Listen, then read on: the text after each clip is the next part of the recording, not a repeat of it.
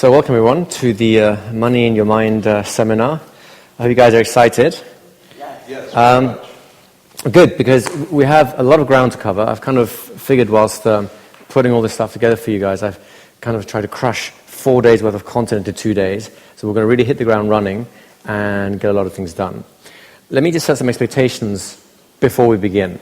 The first thing to realize is this is not a get-rich-quick scheme. I'm not going to try and sell you some land deal or some pie in the sky. This has nothing to do with those sort of things. There are millions of opportunities out there for making lots of cash. And what I want you to do is create the mindset, the ability inside your mind to see those opportunities rather than walk past them, to notice the fakes and spot them and know exactly why they're really bad deals, and you'll know exactly how to spot them by the time we finish here.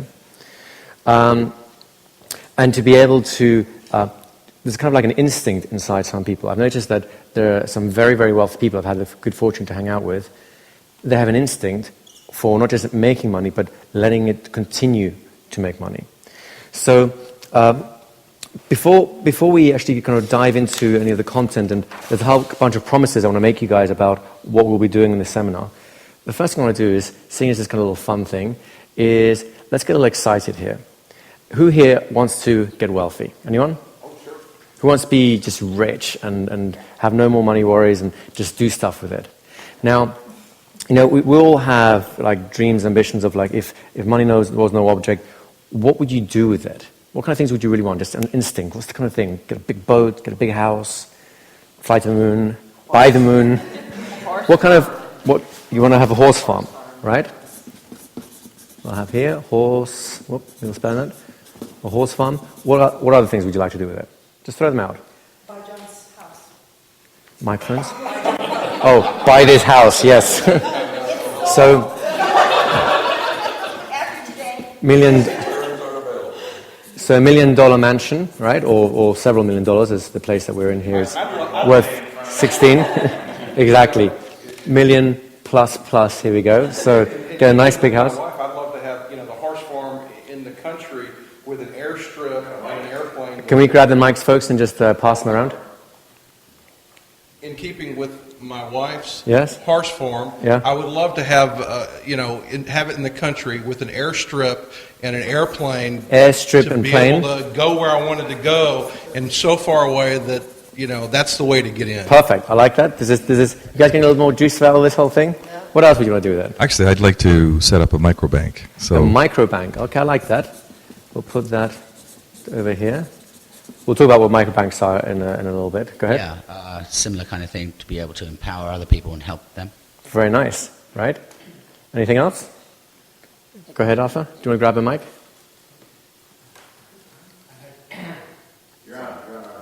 I'd like to be able to fund my aging research. Aging research, so fund research, right? Okay, it's interesting. I kind of like this because, what is the kind of typical thing that people ask when you say, oh, if I won $1 million, what are the kind of things they say? I would buy a big house, right? I'd buy, what's the other one? The classic one is the boat, the house, the fast car. Actually, you had it here with the plane and so on.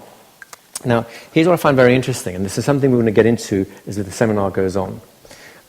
When we invited you to come here, and we've invited... This was an invitation-only seminar, as you know, over 550 people plus almost 600 people asked to be invited, and of course you guys were, well done. When we invited people, one of the things we were very specific, what we wanted to do, is make sure we have a whole cross-section of society, from doing really well to doing not so well and in between. Does that make sense? Now, what I find really interesting is the higher the income level is, the more the kind of dreams and aspiration you have with wealth actually match creating more wealth. Yeah. The lower your income level tends to be, the more your aspirations actually create poverty. And we'll show you exactly how that works and how to switch the mindset around. There's, by the way, nothing wrong with anything on this list. Nothing. Right? It's just the way people traditionally fund them will either make them rich or poor. Now, I want to make you a couple of promises as a result of what we'll be doing here. Right? The first promise is, I'm going to show you exactly how the super rich think to avoid certain things on this list impoverishing them. So they can still have them, but in a way that actually does not they don't risk losing it all. I'm going to show you how to spot opportunities in the very same mindset so that you're freed to enjoy things without having to worry about it. The key thing here is financial freedom. For me, the idea of financial freedom is not necessarily having $1 million in the bank. In fact, that's probably the worst place to have it. It's to be able to risk the rest of your life on whatever standard of living you like without having to work again. Now, if you choose to work, that's one thing. Then you can do your research, you can start a microbank, you can do whatever it is you want. But the point is, financial freedom comes before wealth. You see, a lot of people think they need to reach up and find all these fantastic things, live this amazing lifestyle and so on. And again, let me emphasize, there's nothing wrong with this lifestyle. But the problem is, on the way there, if people miss the financial freedom step, then this is very temporary. And it'll be there one day and gone the next. Is that why people who win the lottery tend to lose all their money? Exactly.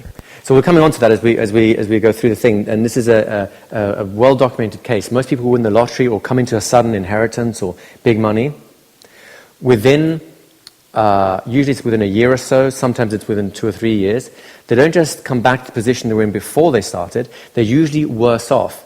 And it has to do with a mental blueprint of what money is, how it works, what it does, and what you do with it. It has to do with a mental blueprint about how much money you're allowed to have.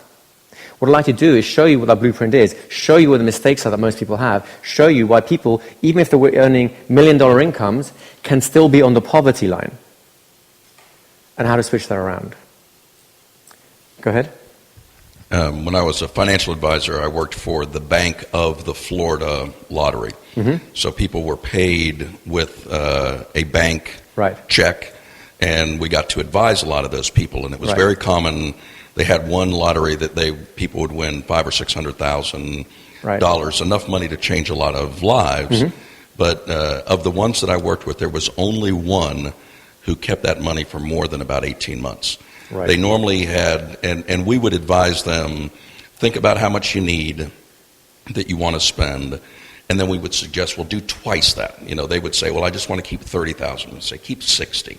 Mm-hmm. And then we would talk about investing the rest. But within literally months, they would have blown through all of the 60. They would be calling up, selling these theoretically life-changing long-term investments that they had. And usually within 12 to 18 months, it was all gone. And they've done studies that show people who win those types of lotteries, particularly the one-time payment lotteries, are worse off mentally because now they have the scar of having had all of that, and now that it's disappeared, and they're looking back and thinking that they've blown it all. Now, we'll come on to that, and there's a lot of beliefs around money, about wealth, people who have money, good, bad, and indifferent.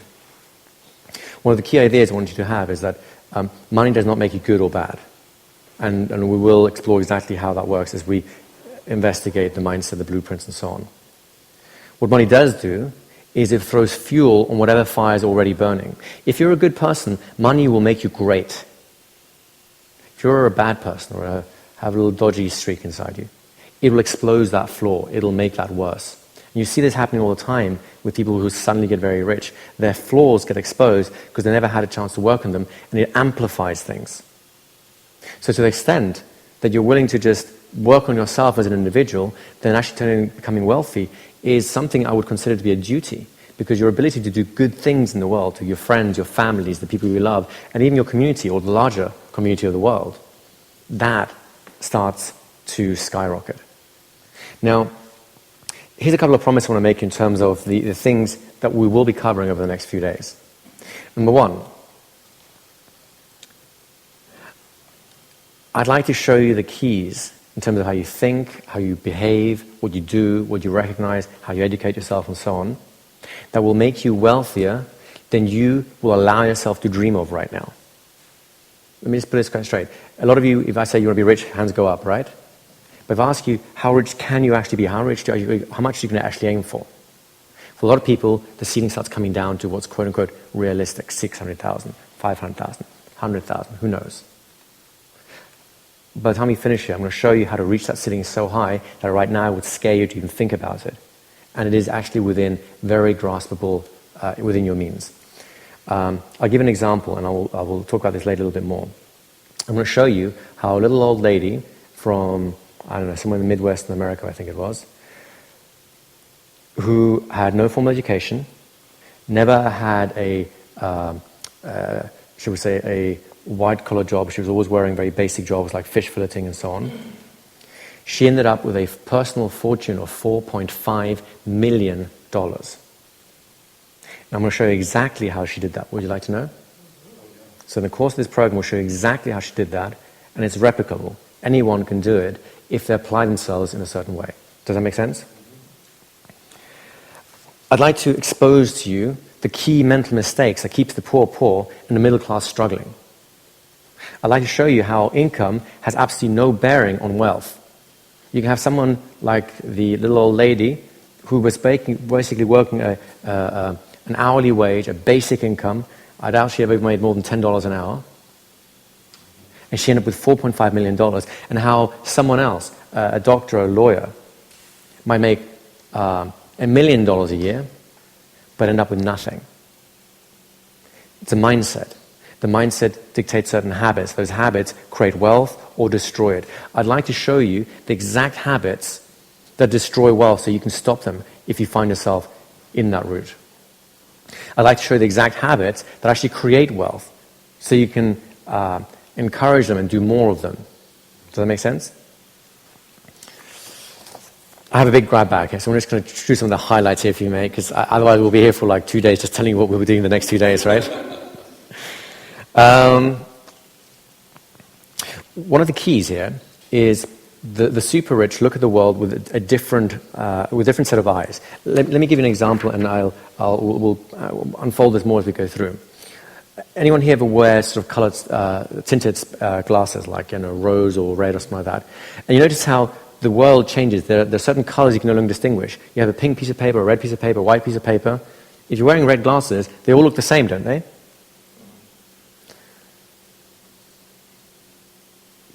The things that people do when they are keeping themselves poor or struggling in the middle class is that their minds have a certain filter, much like those glasses. And all the opportunities that will make them wealthy. Right now, believe it or not, every single person in this room has more than ample opportunities existing in your life. You know about them already to make you over $1 million. They exist right this minute. And the only reason you're thinking inside your mind right now, no way. I know some of you are like, he doesn't know my life. There's no way if I had those opportunities, I'd take them right now. But the only reason you're not taking those opportunities is because you cannot see them. There's a filter in place. It will delete certain information because you don't even know to look for it. You're not sensitized to it. So I'm going to show you how to see the world through wealthy eyes, where you will see just an abundance, an overabundance of possibilities for making so much money you'll wake up every morning grinning from ear to ear, thanking God for just one more day. Let me see some other little things we have here ready for you.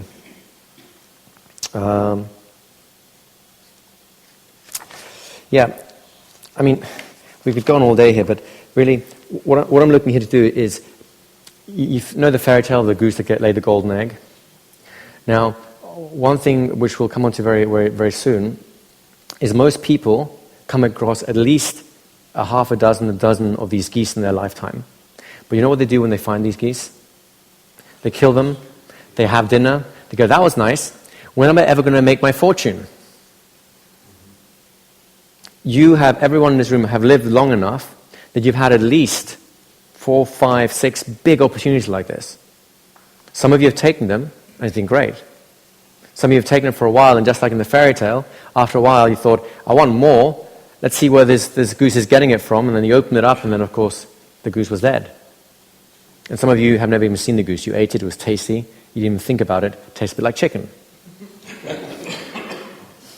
I'd like to show you how to recognize those geese and how to actually care for them so that they end up caring for you. Because one of the things that you want to be focusing on is making money whilst you're sleeping. Right? Now, who am I to make all these big promises to you and so on? Well, I have basically been in every position that you guys find yourself in at some point in my life. Right now, I have the good fortune that I have a multi-million-dollar company. In the last 3 years, We've turned over $10 million in business, and most of that is profit. There's very low expenses in what we're doing. But it's not where I started from. The interesting part is that not so long ago, that would have been an impossibility for me. Now, people might think that's strange when they hear what my background was, because I started off life back in my 20s, in my great youth. I started off life as a lawyer, corporate lawyer, in London. I worked for one of the best law firms in London. It's an international law firm. And when I got the job, I was so excited. You see, I thought I'd made it. Now, if you fast forward, I don't know, a year ago, so 6 months, a year, 2 years, after I got my training contract, I actually go in and start working. There I am. And I still remember this clearly. One night I was coming home. It was probably this time of year. It's lovely and sunny here in the Bahamas. It was dreary and cold and rainy in London. I get in home. It's, I don't know, probably it's midnight, 1 o'clock. I've been working late again. And most of you would probably feel good when you get home. But for me, the closer I was getting home, the worse I was feeling. And when I open the door, it's very obvious why, because stacked up in the corner, I have all these bills. And some of them have these big, they're big red stamps, final demand. I don't know if you ever had one of those. People get very creative about writing nasty letters. I don't know how just a printed page can create so much fear, but I was dreading these things, because especially when I looked at my bank account, there was not so much in there, and it wouldn't match what these bills were demanding. I was in pretty bad shape. How could I get this position? I did everything I was told to do. I mean, when I was young, when I was at school, my teachers told me the same thing they probably told you, which is work hard, right? Apply yourself. Get a good education. Get a good job. You get paid well, then you'll make in life, and you'll be able to breeze through life, enjoy yourself, have all the good things that life has to offer, and then retire and enjoy retirement. Isn't that what everyone gets told? And I believed them. I worked hard. I did well in school. I went to a decent school, not the best. I went to university. I went to a very good university, not the best. Whilst in university, I had the great fortune that some of my family members are actually from the States. They started sharing with me these special mind training exercises that have been developed into a whole kind of mental self-improvement system. And they're based on the kind of things that NASA was using with their astronauts to prepare them for spaceflight.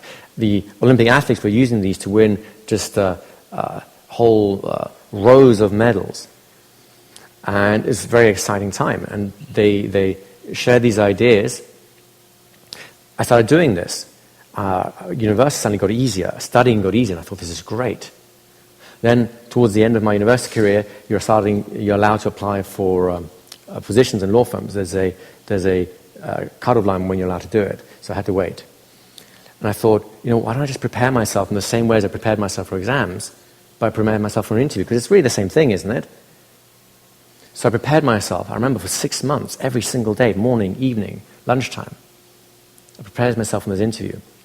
And it was a particular law firm that I had in my mind, because they'd come in, they'd give them, it's called the milk round, they'd come around, they'd give these presentations, and it was exciting. They were talking about cases that were in the news. They were talking about working with, multi-million and billion-dollar accounts. I think, this is it. If I'm gonna make it in life, there's no better place, is there? So I really applied myself. I even went to a different law firm for an interview, and I bombed. Why? Because my mind was so focused on this one, it wouldn't even let me contemplate going somewhere else. I walked in the door, and yes, I was nervous, and I was kind of excited, and the whole adrenaline rush and so on. But the weirdest thing is, when I walked in, something inside me had clicked. It felt like, this is it. This is where I'm going to go. This is where I'm going to work.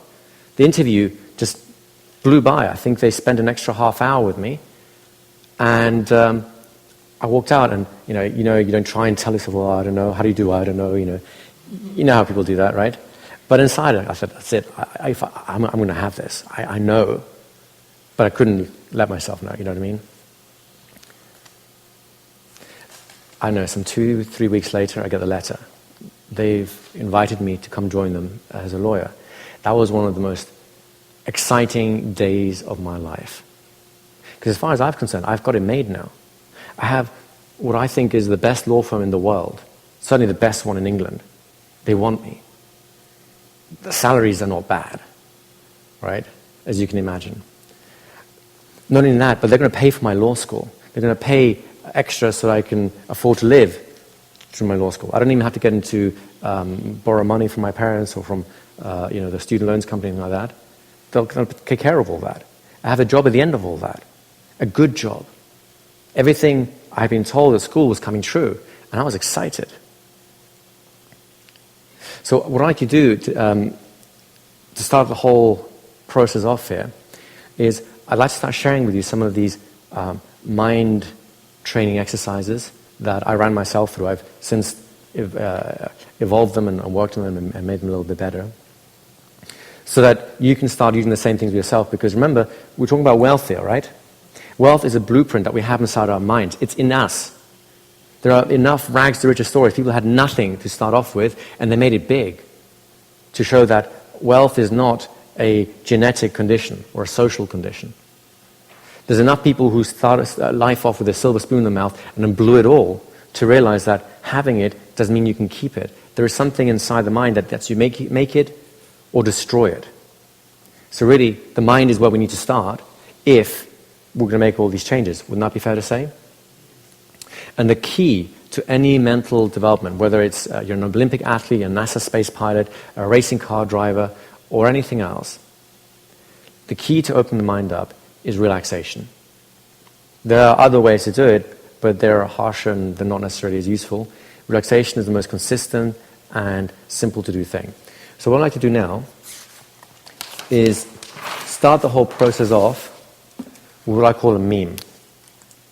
A meme is simply a money expanding mind, money expanding mind exercise. And I kind of like this because it expands your mind while it expands your money too. To do this is very simple. We're going to actually get the body to remember how it is to be relaxed. Get the mind to remember what it's like to be relaxed. When you have a relaxed mind, you can focus it. When you have a relaxed and focused mind, you can begin to tap abilities inside you that will make you super rich, super successful in whatever endeavors you want to get into. Does this make sense? So the starting point is very simple. We're going to just go through a little process that's going to guide you into a place which you can find anytime again. Does anyone here ever get stressed, by the way? Right? Do you like being stressed? So what you're about to learn is going to eliminate that forever. And in fact, I actually used this very exercise myself once when I was this close to getting fired as a lawyer because I made a big boo-boo. And because of the exercises that are going to come off as a result of this, I managed to resolve it in a way that actually the law firm came out ahead rather than behind. So then I went from being like the worst, to the best, the best. It was a very strange 2 weeks of my life. Now, what we have here is you may hear this sound. It's an unusual sound. The sound has been kind of researched quite extensively. What it does is it allows your brain works in different gears, shall we say, right? You know how when you go uphill, you don't necessarily want to be in the fifth gear, do you? Unless you have a lot of momentum going through you. So your brain works in similar gears. Some gears are ideal for certain kind of tasks, others are ideal for other kinds of tasks. For the kind of mental exercise we're talking here, which require relaxation and intense focus, the sound is kind of like a lifeline that lets the mind adjust and actually aligns it to allow it to get the right gear level. Have you ever heard what happens when you try and change gear and you get the wrong gear, especially when you have like a manual stick shift or something like that? It's the sound that tells you haven't quite made it, right? But then when it clicks in and just falls right into the right gear, there's a satisfying click. It just goes in the right place. Everything aligns and the car does what it's supposed to do. So this sound does, it helps your mind get there. It won't guarantee it, but then the mental exercise we're going to do will get you there too. So all this does is kind of augments, enhances, and makes it easier to do the mental exercises. Does that make sense? Go ahead. Cycles per second, is that? This one's 10 cycles per second. Okay? Because we're looking for relaxation and we're looking for an expanded mindset which is exactly what we're going through. Right? There are other gears you can do other things in, but we may come on to some of them in the course of this program. There's some CDs that accompany this. You'll have seen, we will get a copy of them, where we'll actually be playing with some of the other gears as well. For the moment, we're going to focus on the one gear, because this is your workhorse gear as far as expanding your mind and making you do some things for you is. Make sense? So what I'd like you to do is just put your pens and papers down for a moment.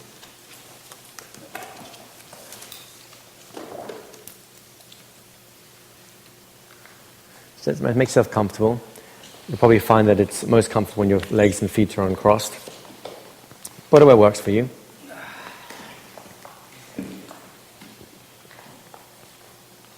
And whenever you're ready, just make sure you're comfortable. Take a deep, satisfying breath. And then just close your eyes. And just take a few moments to listen to the meme sound. Remember, a meme is a mind, or rather a money-expanding mind exercise. Now, as you're listening to the sound, what I'd like you to do for a moment is just think of somewhere in your home where you feel comfortable. It could be your living room, your bedroom, workout room, somewhere where you just feel comfortable. And let's check it out and remember it a little bit. Think about it for a while.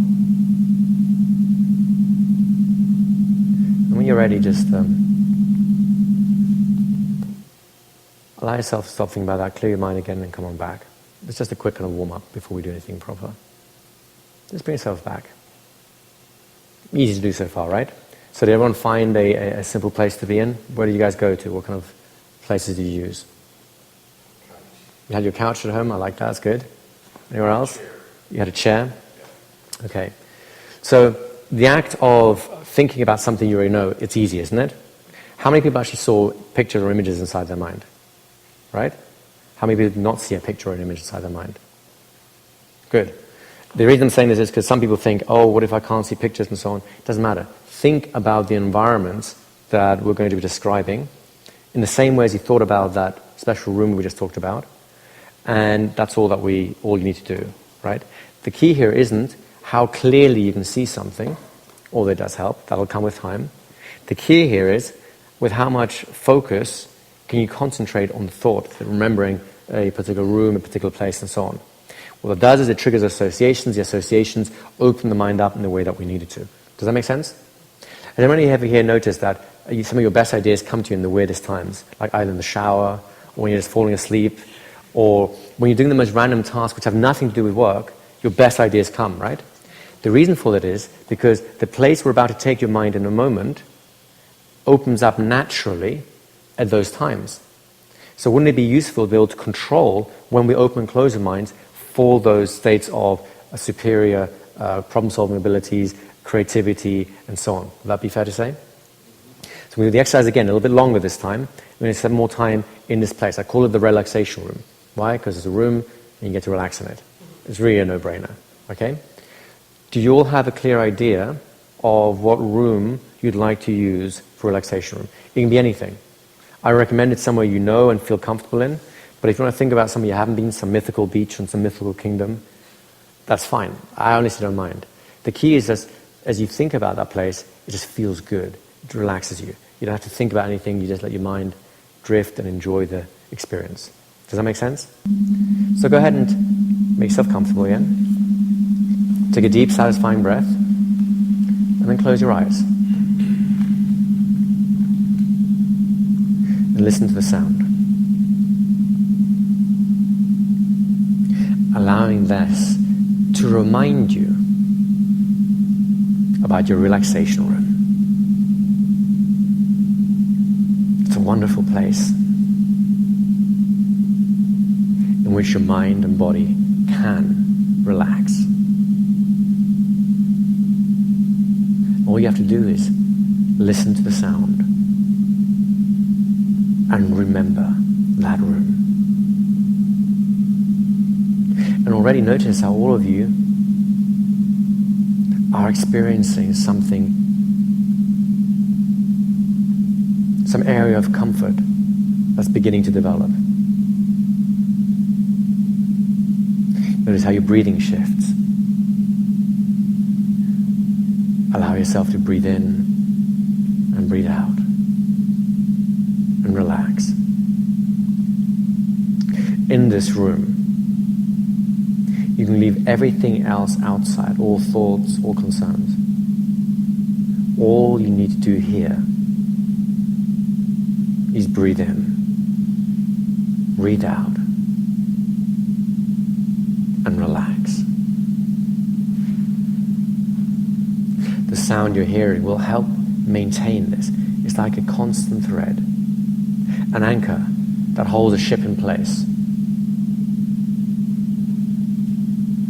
Breathe in, breathe out, and relax.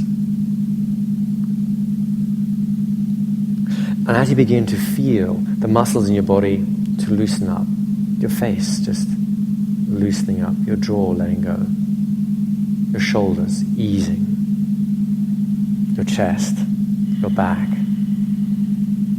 maybe a good feeling develops in your stomach area.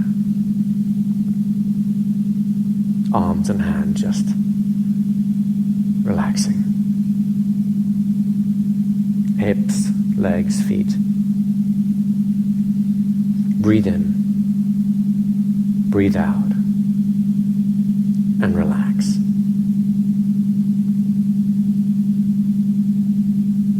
And enjoy the scenery. Think about this room, look around it. Everything here can remind you of how easy it is to just relax. Breathe in, breathe out, and relax. That's it. And as you're feeling more relaxed now, I'd like you to think about, consider, imagine, if you would, picking up a simple notepad. It's just right next to you. And drawing the number 1 on that notepad, a large number 1. As you draw that number 1, look at it and feel satisfied that it's there. That number can be associated with relaxation for you. And any time in the future that you need to relax, all you have to do is think about that notepad, write down that number 1, feel the satisfaction of writing it, and you will relax. Breathe in, breathe out, and relax. And enjoy your relaxation room. Breathe in, breathe out, and relax. Each time you come back to your relaxation room, it's easier to get in, quicker to relax, easier to carry that relaxation into the rest of your day. The more you practice coming to your relaxation room, the more relaxed you become as a person. Which means things that used to stress you just don't. And because this particular meme, this money expanding mind exercise, it doesn't just teach you how to relax, but allows you to open your mind. You'll find solutions to problems you never even thought about before. So breathe in, breathe out, and relax. That's right. And enjoy it. And remember to come back here often. Because the more you come, the more ingrained the relaxation room becomes. And the relaxation room is the foundation on which everything else is built. So just take a few moments to enjoy that.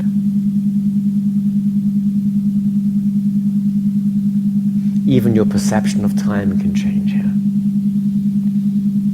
In time. time, you'll learn how to spend 5 minutes in a relaxation room and make it feel like hours. For now, it's time to bring yourself back. Just look at the notepad, allow the number 1 to just drift away. Just get on up, walk out of the relaxation room, and then when you're back, just open your eyes back into the present, into this room, which is the training room. Everyone draw a big 0 on your notepad. So who enjoyed that exercise? Anyone? Just remember your mics when you make comments. Just who wants to let us know a little bit about how that went for you guys?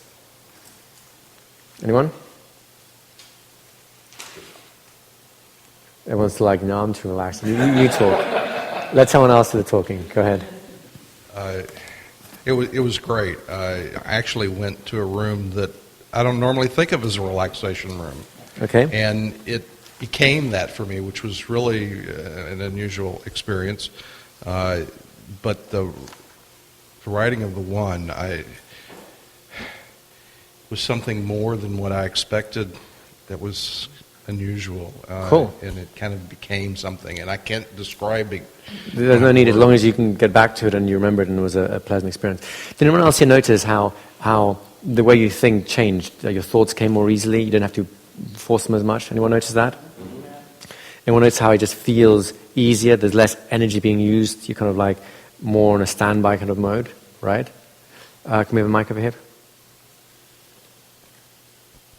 What I was noticing, it was kind of funny for me that I started to pay attention to what I'm thinking and how I'm thinking, in that I can control my thoughts and no one can affect how I think. So no situation or circumstance could ever prevent me from thinking in a certain way. It was very empowering.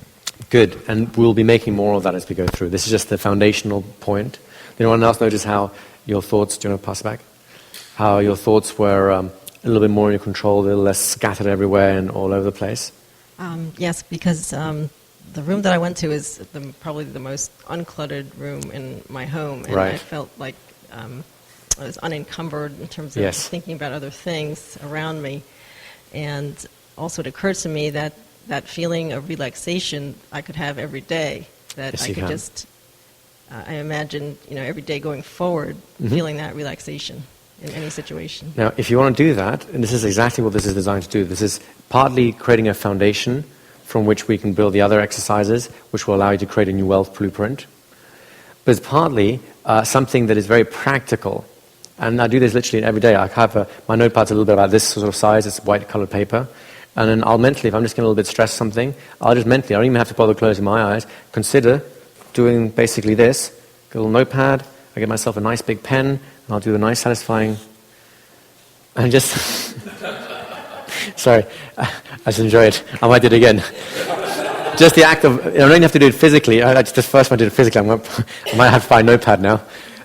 Because it's been so connected to the two, just doing that, I just feel a little, I like it. I'm going to do this again, sorry. I found it very centering. Like, it's just very centering. I mean, some people like to call this a centering exercise, because it does. It allows you to stop being pulled all around the places by the world. It puts you back in charge. And once you're back in charge, now you can decide what stuff we're going to start doing with this. Does that make sense? Excellent. Any other questions or comments on the kind of stuff you did? Any questions, actually, about it? No? Do you want to get the mic? Curiosity is getting the better of me. So, are you inducing alpha brainwaves? Yes. Okay. So the sound is a especially organized one. There's many different sounds that will affect the way your brain thinks. For example, some research on learning, playing certain music like Mozart and so on will help you learn more easily. That's because it's doing the same thing as the relaxation room is doing for you, right? The most efficient and effective way of getting there is this sound right here. Right. I've spent a lot of time creating this particular version, and there are other versions which put you necessarily into different gears, but for what we want right now, this is the perfect version. Okay? Also, just so I can clear it from my head, are we going to be talking about memes?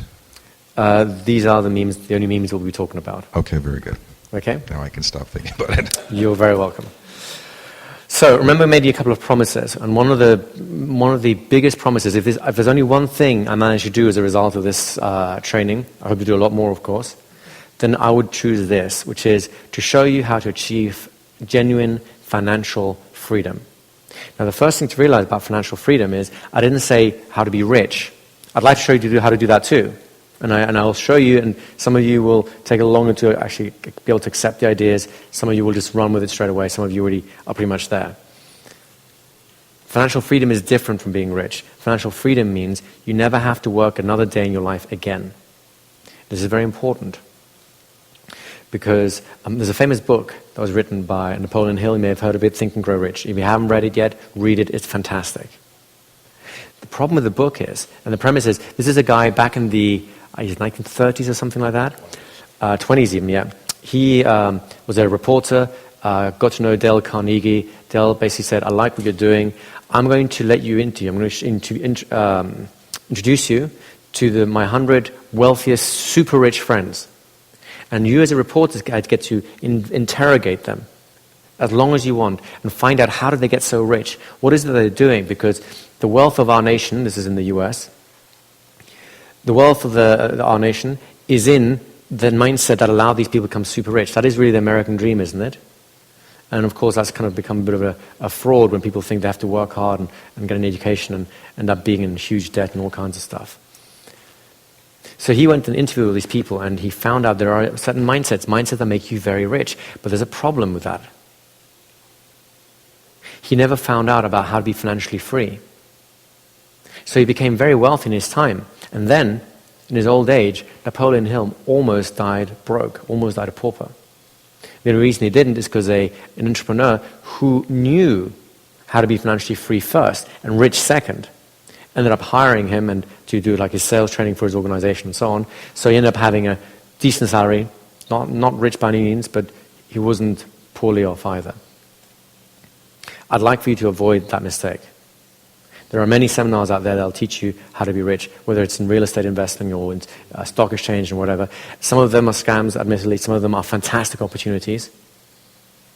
But I suggest that, or I would recommend you think about all of those things as being worthless unless you're financially free first. Because all that you're doing otherwise is risking bigger. Does that make sense? Now, poverty, in whatever way it comes, whether it's a middle-class struggle but kind of making ends meet, or genuine poverty where you don't have enough, I don't here think that it's a genetic disease. You're just born with the right genes to make money or not. Would it be fair to say that that's just not even how we think, right? Some people like to call it a social disease. What's his name? Muhammad Yunus. He's the man who invented microfinancing, microbanking, which is, he's an interesting chap. He was an economist lecturer in India.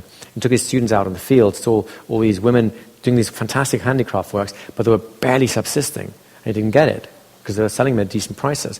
Turns out, of course, they couldn't buy the raw materials except for really at bad rates because they had no money, so they were given the raw materials, but then they had to basically pay most of what they made back, and they kept pennies for themselves. They couldn't get out of the poverty spiral.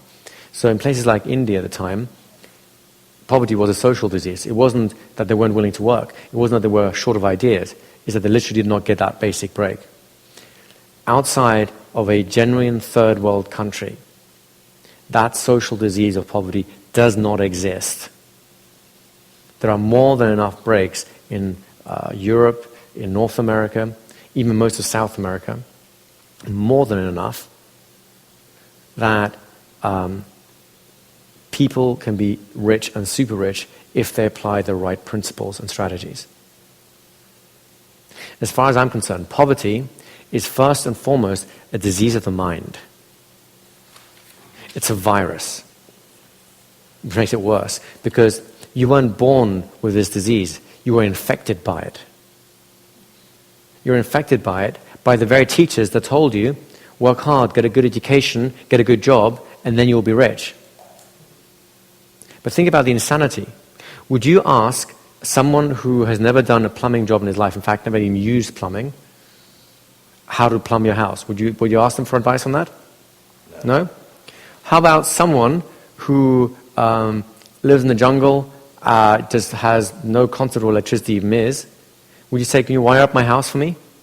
Would you have him be electrician, play electrician for you? Now, I have absolutely, I'll admit this to you right now, I have zero medical training. Would you like me to give you a life-saving heart surgery or something like that? Anyone? So why on earth are we asking people who have no idea of how to be rich, how to be financially free, how to do it? Were the teachers in your school financially free or rich? No.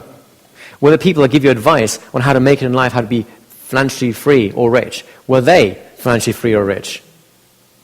So what on earth are we doing listening to these people on how to do it? I had a number of people tell me, oh, you can't do this, you can't market in this way, and this is not good, or this will never work. I said, okay, I'll listen, and they have very reasoned arguments.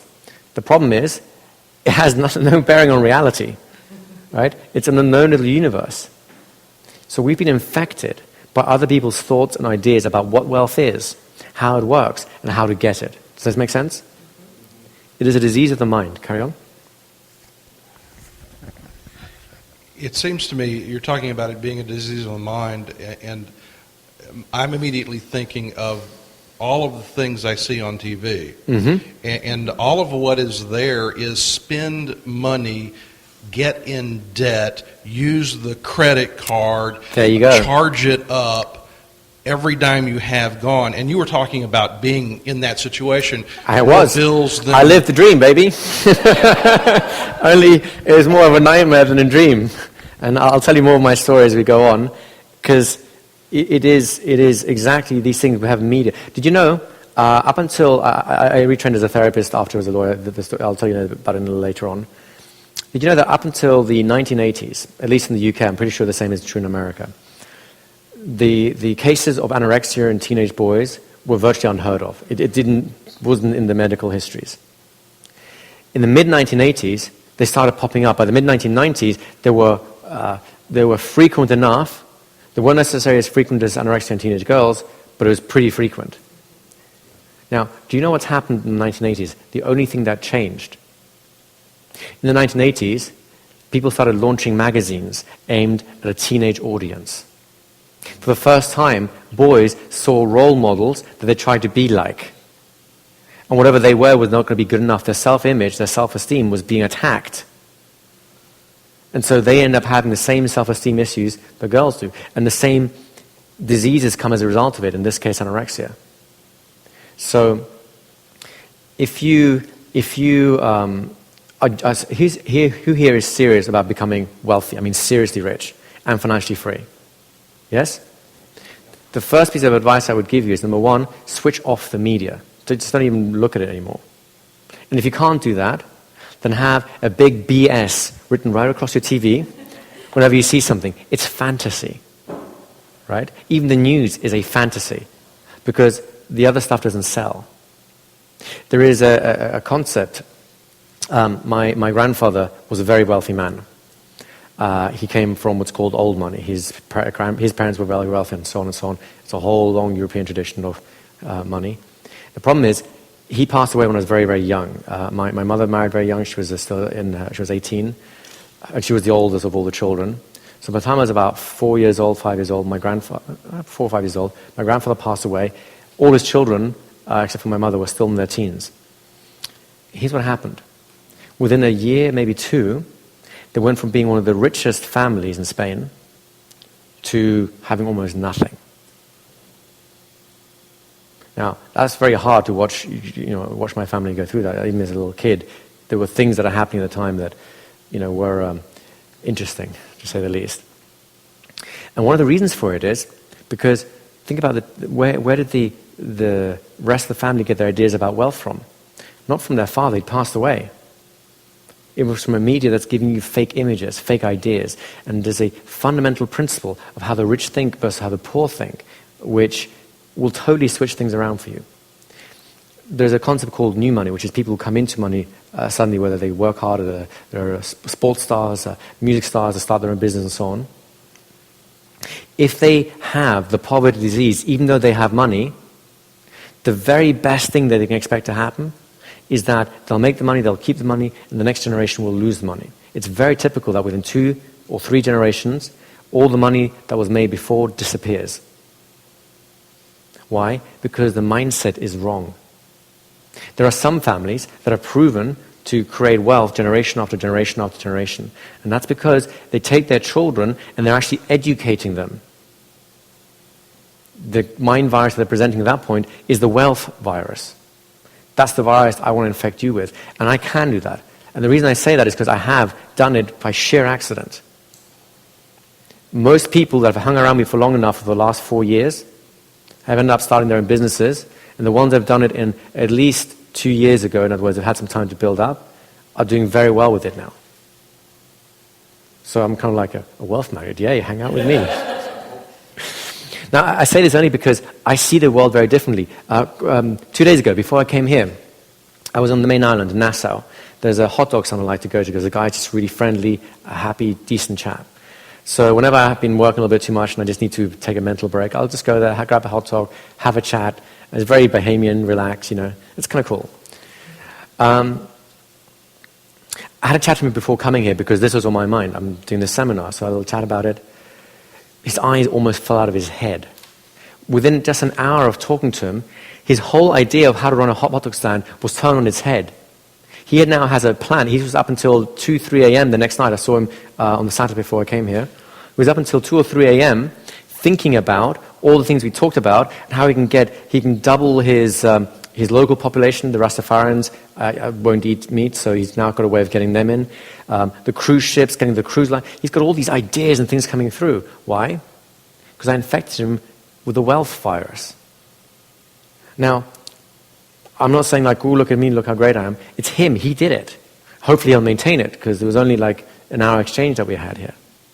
But provided you start seeing the world a little differently, it will happen to you. You will get to the point where you're so excited, you won't want to sleep at night sometimes. You'll sleep less. You wake up earlier in the mornings because there's just so many things you want to get on with. Versus how I felt as a lawyer where getting up in the morning was the hardest thing in the world. Going home, the only thing I want to do is just crawl under my covers and hide underneath them because the bad man, call him the tax man or the bank, were after me. And this time they weren't hiding under my bed where I could just conveniently get rid of them. But there's a couple of things you should know as we're going along. We all have been affected by this poverty virus to some degree. And you can be immunized to it. Hopefully I'll be immunizing all of you over the next 2 days. But there is also another factor in play. A lot of people have what I call a poverty guard. There is a mechanism in place in the mind that keeps you the way you are. And if someone starts bringing ideas to you that will change you, it'll pop up and it'll defend the old way of being, the old way of doing, thinking, and feeling. At some point, through the next 2 days, I suspect everyone in this room will feel something where they go like, I get the logic of what you're saying, but I may get frustrated, or I don't like it, or your head gets fuzzy, or you might get sleepy. These are all defense mechanisms. Do you want to know what the worst of all the defense mechanisms is? Because those are recognizable, right? If you suddenly start getting sleepy, or your head gets all fuzzy, or you get an emotional reaction like, you can kind of separate yourself from that and say, well, okay, I get it. It's my poverty guard. It doesn't like how an idea that I think is true is being changed, so trying to maintain it. Make sense? And in changing the idea is where you get the wealth.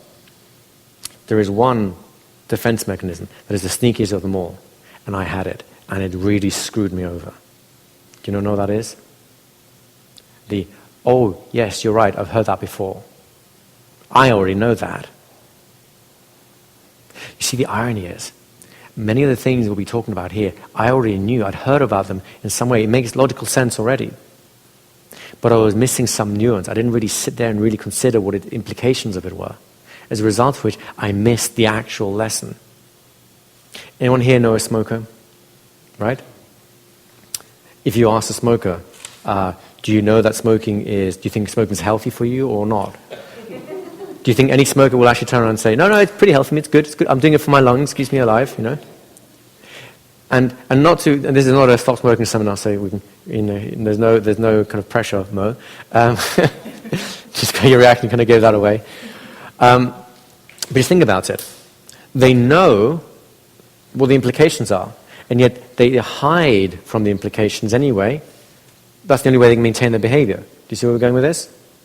That's how people maintain poverty or maintain struggle in their life. Because they may know or recognize that some other idea might be good, but they're hiding from it. So this, I already know this idea, this, I've already heard that one before idea, that is one of the most deadly killers of changing the way you think and changing the way you become in the world. Does this make sense to you guys?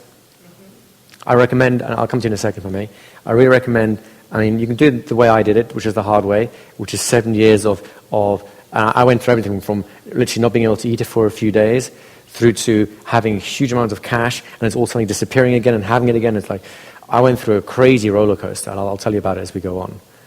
I would rather save you that trouble if I can. And the I already know this defense, really be aware of that one. Go ahead.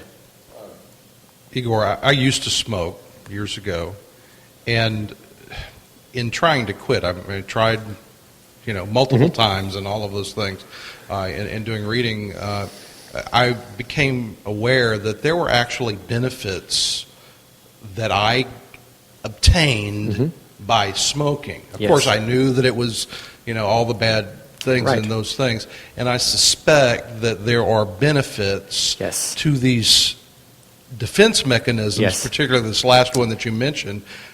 You'll be helping us identify and wipe them out. So just to add, let's use smoking as an analogy, as a great example. Smoking has many perceived benefits, and I use the word perceived very purposefully. You see, what smoker does is he thinks that smoking will get him certain things like relaxation, comfort, a social problem, all that sort of stuff, right? In other words, through the act of smoking, he's developed a mechanism to get into personal resources that non-smokers develop in normal other ways. So what they've really done is they've blocked themselves off from a normal developmental route, and that's why they feel like smoking is going to be difficult to give up. It's giving up an old friend and so on, because they think all those good things can only be had through smoking. Does that kind of make sense, the moment? Of course, if all they do is stop smoking and they still believe that, then they will have cut themselves off from good things. And that's why quitting is very difficult for some people. The easy way to quit smoking, I know this because I ran a stop smoking clinic for some years, is when you separate the smoking habit, you make sure those resources, you open the doors open, so there's other ways to get into it. Now they'll have more ways of relaxing, more ways of feeling good, more ways of feeling socially in the right moment, more ways of thinking about life and so on, than they had just from the smoking habit. And the poverty virus does the same thing. The poverty virus is safe. Why? It allows you to fit in with people. It allows you to have excuses about things in life. It allows you to say, oh, it wasn't my fault, It's just I caught an unlucky break. And we'll look at a lot of these mindsets, probably later on today, if not later on in the program, because they are just as much an illusion. You are stronger, you are healthier, you'll be happier, you'll be more successful, and life will actually be easier without these excuses than with. But in the moment, until you throw those other doors open, it seems like it might be harder. And that's one of the reasons the poverty guard comes up. Does that kind of make sense as an idea? So the key thing to keep in your mind is, you have a choice. You can be right or you can be rich. Which would you rather be? Rich. Because rich people think in a certain way. Poor people think in a very different way. The middle class has attitudes of both. That's why they make money and lose money, make money and lose money. That's why they kind of balance out in the middle. What I'd like you to do, what we will be doing over the course of the next few days, is looking at all those attitudes. Already some of them are starting to come out, so that you can find out where are you in that cycle. Which are the rich attitudes you already have? Great. Celebrate those, increase those. Which are the ones don't you have yet? Which are the poverty mindsets have you fallen foul of? There's always going to be a mix to some degree, because we live in a world where we're social human beings and we're working with other people and so on. Once you get a clear picture of it, though, you can immunize yourself and only take on rich attitudes. Does that make sense? Now, I'd like to liken the journey we're going to be taking over the next few days. It is a journey, right? Recently, a few months ago, I drove with my girlfriend, and we did a road trip from Chicago all the way to Vegas. It was kind of nice. We had a big old van and just drove. It was fun. What I didn't realize is, number one, the state is big. It's not small. And number two, the middle part can be very dull. But then, I made a huge mistake. You see, I was driving, and then we're driving through Nebraska, and it's flat, and it has a few tumbleweeds going across. It looks like cowboy country, just a lot of it. And there's not really that much going on, and I made a big mistake. I thought Nebraska is dull. How can anyone want to live here? And we were driving for hours. It's not a short state. Anyways, at some point during the drive, we pull off into a little town on the side because we want to have lunch. And at that point, I was embarrassed about my thoughts for the last 2 hours. The people there were so nice. It's unbelievable. I mean, complete strangers, people who I thought would probably likely shoot me rather than give me directions. They were just really, really nice. And we get into the restaurant, and the food was amazing. The meat was like, wow, it's worth moving there just for that, right? I suddenly realized there's a lot more to Nebraska than what I had perceived. Because all I was looking at was the scenery, and I was missing the real goal, which is the people, the lifestyle, the food, and all that sort of stuff. You see, in my mind, I was going towards Colorado. Colorado is an amazing state. It's beautiful, and big mountain scenery. You know, you get there, and you feel like you just made it, right? You're in the promised land before you get to Utah. But you see, the mistake I made was, had I only looked at Nebraska from my driver's point of view, I would have thought that I'm going through nothing, and it's worthless, and it's hard, and it's a unpleasant place to be. I missed the fact that it's a good place. You can stop, you can enjoy things. There are genuinely valuable things to do there. And on the road to wealth, everyone is focused on Colorado, what it looks like to be there, to have the boat, the farm, the private jet, the bling rings, and the stretched limos with 15 bikini-clad girls hanging out the end of it, and so on, right? That's what everyone's thinking is the wealth is. And what they're missing is that when you drive through Nebraska, you're already doing it. You've got to get through that phase to get to Colorado. And if you miss all the good things that are in Nebraska, chances are you'll never get to Colorado, because either you get discouraged or you lose your way. So one of the things you want to start doing right this moment is making sure that as the journey goes, because you're not going to be in Colorado straight away, some of you are closer than others, you get to appreciate the fact that driving through Nebraska is not some hellhole. It's actually a great thing. That's where financial freedom occurs. And if you can't appreciate Nebraska, chances are by the time you get to Colorado, you'll be too tired, too bitter, and all the infighting you had in the car in between is going to make you hate the whole trip anyway. And no matter how good Colorado is, you'll never enjoy it. Does that make sense? So the way you drive for the next few miles on your journey are going to determine how you will be experiencing wherever it is that you're going to get to. I encourage you to not make my mistake again. Nebraska is a wonderful state. If you're from there, I love it. They don't call them the Cornhuskers for nothing. The what? So they don't call them the Cornhuskers for nothing. Cornhuskers? There's a lot of corn, that's true. Another thing is to do with perceptions in general. So this is the journey that we're on. And a lot of perceptions, a lot of things that we think we're doing actually works in the opposite way. Everyone recognizes what this symbol here means, right? And if I do this, you know that I'm what I mean there. So if you ask me a question and said, hey, if I ask you guys, are you enjoying the seminar, you're doing all this, and I'm going like, oh, I made a mistake, right? Unless I'm in Bulgaria. In Bulgaria, the symbols are reversed. This means no, and this means yes. It's really confusing. It really is. Yeah, don't you disagree with me? So the same is true of how wealth works.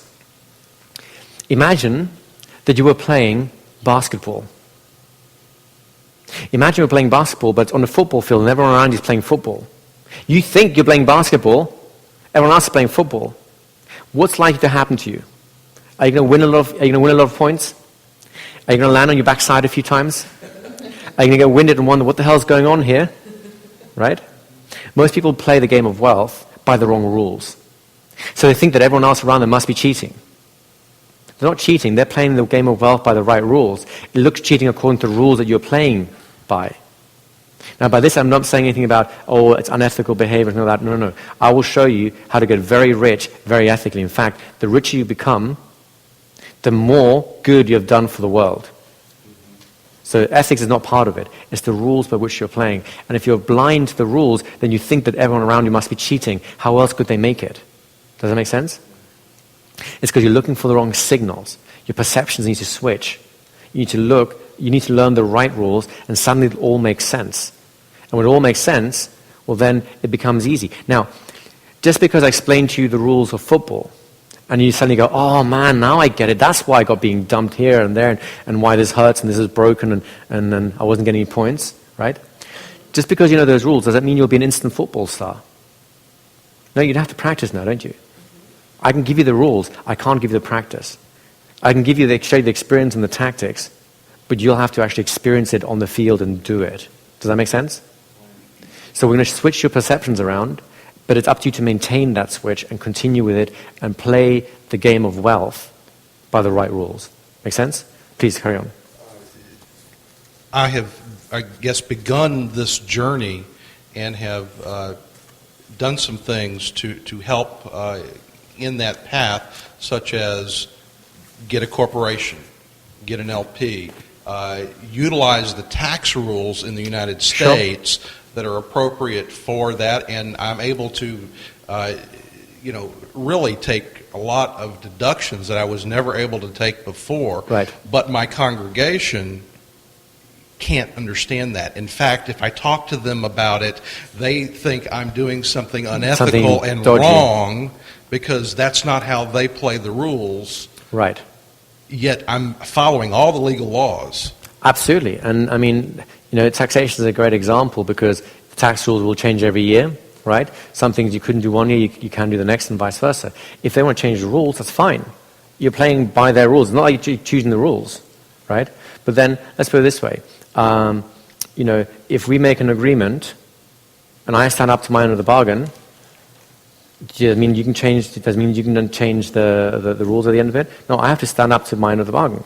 So we make a social contract in whatever country we live in.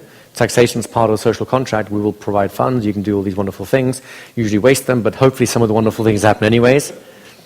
That is a contract. It is a social contract. You stood up to your end of the bargain, which is I provided what I said I would provide. Now you did up to provide what you were going to provide.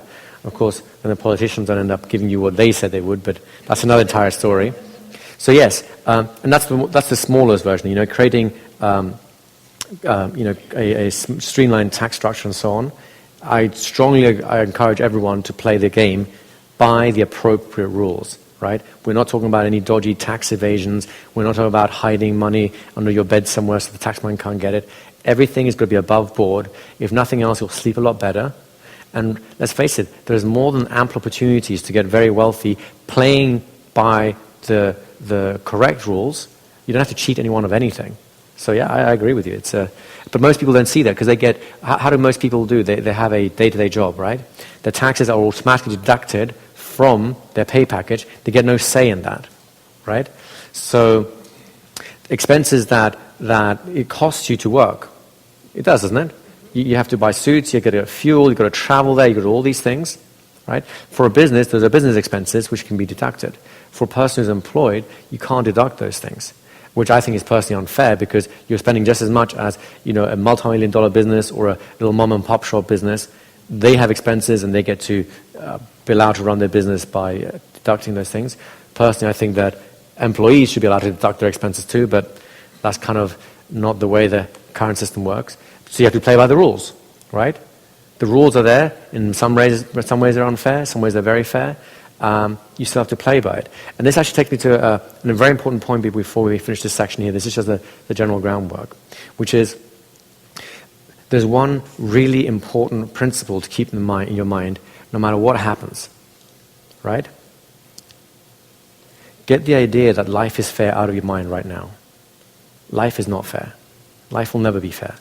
No one will make you rich other than you. And if you're waiting for life to be fair before it'll happen, well then you may as well start lining up in the poverty line because that's the best I think you can expect. Life is not fair. Nor do I believe it should be. I'd like to give an example very quickly, if I may. We'll use these things. If you're here with a couple, I'd like you to please swap seats for a moment so you're not sitting next to your partner. It'll be emotionally less intimidating as a result. So just swap seats a minute with someone.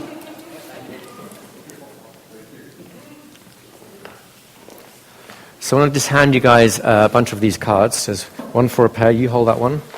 You can hold that one. You can, you're with him. You can hold that one. You guys are together here. You can, there you go. You can hold that one. You guys are a pair there. You guys will be a pair here. And you can just watch for a moment. This is just kind of fun. Don't worry about some of the cards for now. That's just my notes, but I'll grab them back in a second. Here's what we'll do. A little game we're going to play. This is part of the game of life, right? The blue card that you're all holding, or at least one of you guys is holding, represents $100, right? You'll get it. You don't have it yet. It's like an IOU slip. But here's the thing. You have to share some of that $100 with someone in the room. Let's just say the person next to you, just for ease or of sake. Now, here's how this game's going to work. You will make an offer to that person or another person in the room. If they accept your offer, let's say it's 50-50 or 80-10 or 99-100, whatever it is, right? If they accept the offer, you both get it. So you'll get your 80, they'll get their 20, or you'll get your 50, they get their 50, and so on, right? You'll share the money. If they don't like your offer, they'll reject it, and neither of you gets anything, right? So either you both get something, or neither of you get something. Does that make sense? Now I'm going to make life really easy for you. I'm going to give you 30 seconds to talk to your partner. Now, this is not a binding agreement. You're not making a contract here. You're just saying, look, when the time comes to make a choice, if I offer you this, will you accept? You get to just air it out ahead of time, right? It's not a binding thing, but at least I'm going to give you a fair start on it. Is that fair enough? Let's just take a few minutes just to do that quickly.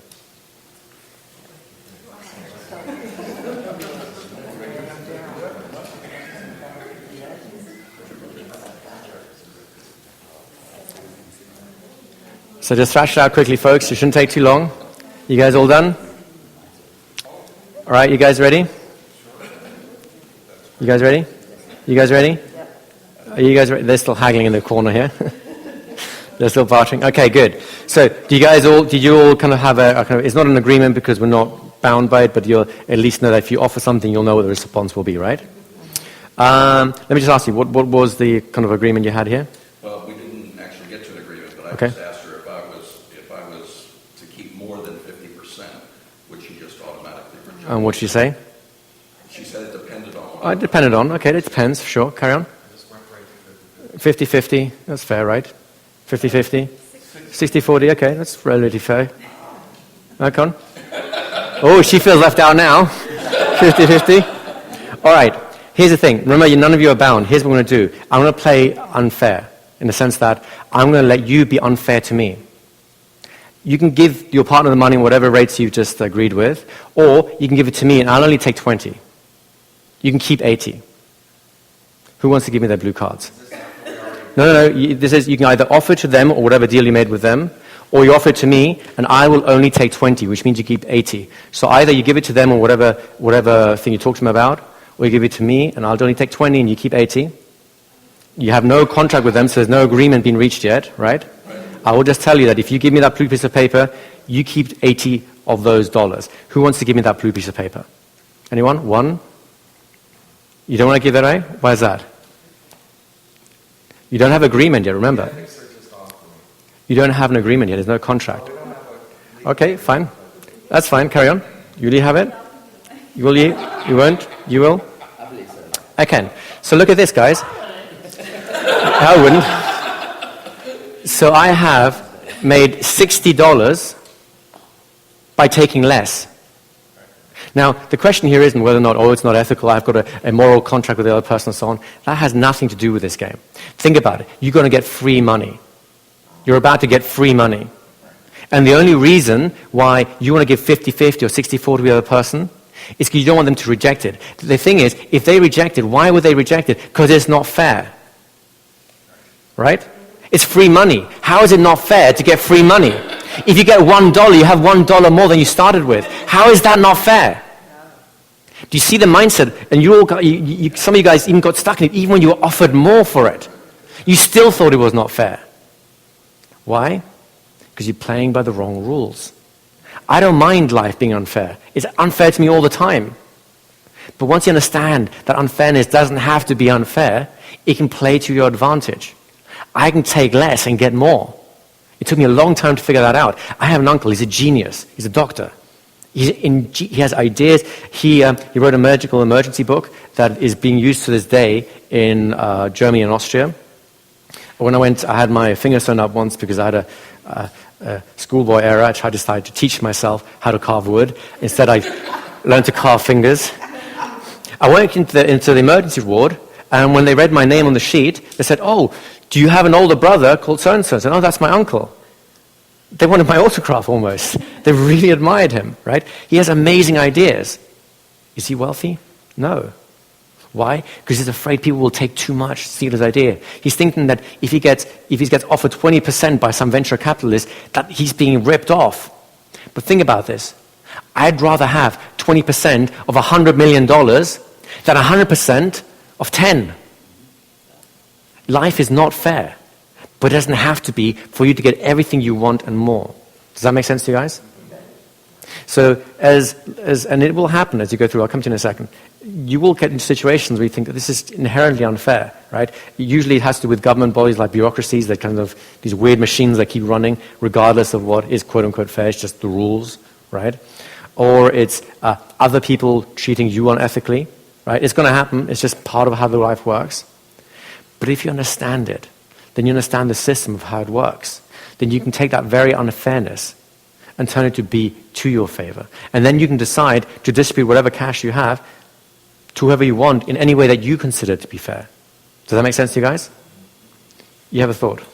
Again, this is not about ethics or morality or anything like that. However, taking less by offering someone more so it's unfair to you and more fair to them is still more fair to you because of the example you just gave, that you actually are a big winner by appearing to be unfair to But yourself. I'm collecting from everyone. Correct. See? I'm letting everyone treat me so unfairly that I win. Correct. So folks, please keep being unfair to me. Correct. But you see, and this is the other thing. If you want to get wealthy, if you want to join the super rich, you've got to stop thinking small. That's the problem with the hot dog guy. He's in a street of vendors, this long. Well, actually, a lot longer than this. That was his stand. It's a long street full of vendors. And they all think so small. They think one hot dog, one soda can at a time. Right? One of the reasons he was up until 3 a.m., because I got him to think big. Think about it. Everyone knows what McDonald's is, right? Yes? And would it be fair to say McDonald's is not short of a few bob? That's an English expression. It's not poor. It's doing well in terms of cash, right? Do you know how much a McDonald's franchise goes for? Any ideas?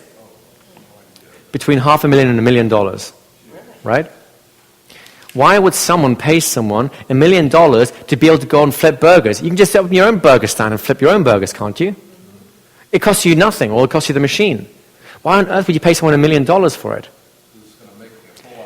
Because it's bigger. Their dream is bigger. The system is better. We'll look at all those things later on, right? But if you think small scale, then every little injustice is going to be huge, and it's going to screw you over, and you're right. Life will suck big time. But if you dream so big, those tiny little injustices are nothing. In fact, you can ride off the back of them to do something even better. Right? We'll get you to the point to realize that every time something bad happens to you, you're going to rub your hands in glee because you're going to realize there is a tremendous opportunity to get seriously loaded because of that. Just like this 2080 example. Right? I can get rich by allowing you to be unfair to me. And I don't mind. All you have to do, though, is start thinking on a bigger scale. If you start doing that, a lot of the things that are problems right now, they disappear, they evaporate, they cannot exist anymore. Go ahead. Again, we're talking about games, and so by leading, the whole idea of going first and being unfair, I think is different than leading with, I'm going to be unfair to you, but you'll be happy because you're going to get something for nothing anyway. Right. I mean, there's ways around it. What I'm not suggesting, by the way, is that you screw people over. The key idea I want you to get out of is the thing that life has to be fair to you, right? Now, I like treating people fairly. In fact, I'll reverse the equation. I'll give people 80% most of the time anyways, right? Maybe 56, I don't know. Depending on the context, right? The point is, I will over-deliver on my promises, Because I don't care, it's fine, because I'm still working on that 80-20 rule at this point. The thing that you need to do, if you want to, one of the problems in the poverty blueprint is the desire or the need for life to be fair to you, for people to treat you fairly. Those are the people who'd rather be right than rich. Those are the people who'd rather not play at all if they can't have exactly what they want. Right? Now, how old is someone when they're stuck at the level of throwing things out of a particular area when you don't get what you want? We're not normally equated with this sort of height and not sitting down, right? So really, people who think that life has to be fair to them, they're still working at a slightly emotionally stunted level, and that's where the poverty comes in. So what I'm trying to get you out of is this is not a case of business ethics. We'll talk about ethics and stuff like that for sure, and you'll see that the whole paradigm changes with that. This is about you as an individual. Get it out of your blueprint that you need people to be fair with you or be fair to you. Now, when people are, that's great. Those are great people to work with, to do business with, to grow fortunes with, right? Fantastic. But when life starts giving you lemons and so on, don't go, oh, that sucks, I've got lemons, I don't like it. I won't demean your intellect by mentioning lemonade at this point. But it is something that we must get our minds out of if we get our minds into a place where we can make serious amounts of income, serious amounts of wealth. Does that make sense?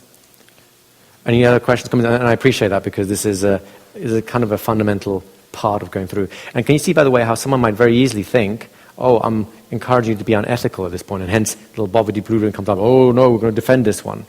I'm not telling you to be unethical. I'm not telling you to screw anyone else over. I'm not even telling you to give people less and make them happy about it anyways. No. What I'm saying is, if life treats you unfairly, don't let that stop you, because that's what most people do. There's a great story. It's written by one of the great German authors. It's called Michael Kohlhaas. It's the story of a farmer, I think it's a farmer, who gets treated unjustly. Essentially, he's just getting his plow horse back from the field or something. The local lord rides by, his horse loses a shoe, so he commandeers this farmer's horse, steals it, takes it away, refuses to pay for it afterwards, forgets that he's actually even taken it, right? This farmer is livid. He wants justice done. Now, the whole story is about the extremes he goes to get justice done. In the process of doing so, he loses his wife, his family, his land, his property, his income, everything. He ends up in jail on death row. Why? Because he wanted to be right. He's been treated unfairly and he's got to make it right. It's a wonderful cautionary tale. And this often happens when people are stuck on having fairness over anything else. Then they will sacrifice their wealth just to be right. Does that make sense? Personally, I'd rather be rich than right. So let's take a quick break here. Let's be back in 10 minutes again, and we'll carry on from there. Sound good?